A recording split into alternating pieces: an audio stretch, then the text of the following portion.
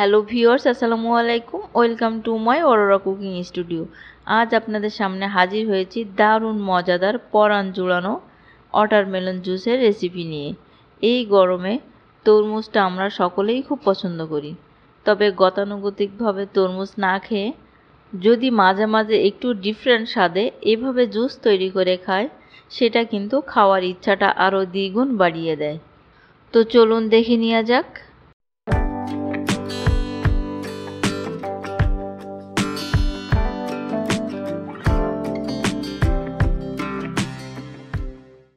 আজ আমি তরমুজের জুস তৈরি করার জন্য এখানে আধা কেজি পরিমাণ তরমুজ এভাবে কেটে স্লাইস করে নিয়েছি। এখানে নিয়েছি হাফ চা চামচ পরিমাণ বিট লবণ, নিয়েছি 2 টেবিল চামচ পরিমাণ লেবুর রস, এখানে নিয়েছি 1 টেবিল চামচ পরিমাণ চিনি।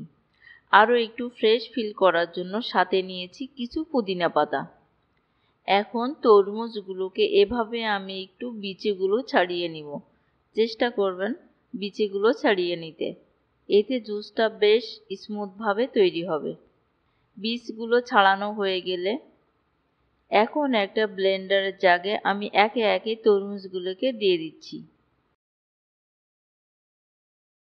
দিয়ে দিচ্ছি বিট লবণ, লেবুর রস, চিনি ও পুদিনা পাতাগুলোকে।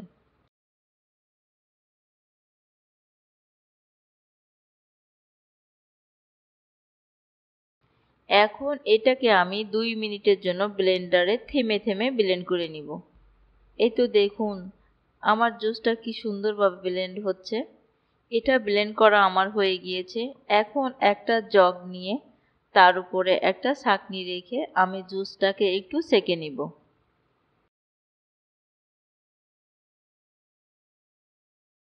জুসটাকে এখন আমি 2টা সার্ভিং গ্লাসে সার্ভ করে নিচ্ছি।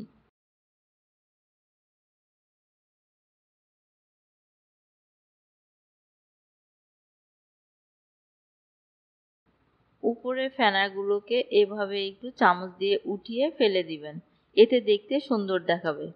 তবে না ফেললেও কোনো সমস্যা নাই। আপনি চাইলে এখন এটাকে এভাবে পরিবেশন করতে পারেন। আমি একটু সুন্দর লুকের জন্য গ্লাসের 2 সাইডে একটু করে তরমুজ এভাবে লাগিয়ে নিচ্ছি। এটা একটু সুন্দর দেখাবে, এছাড়া আর কিছুই নয়।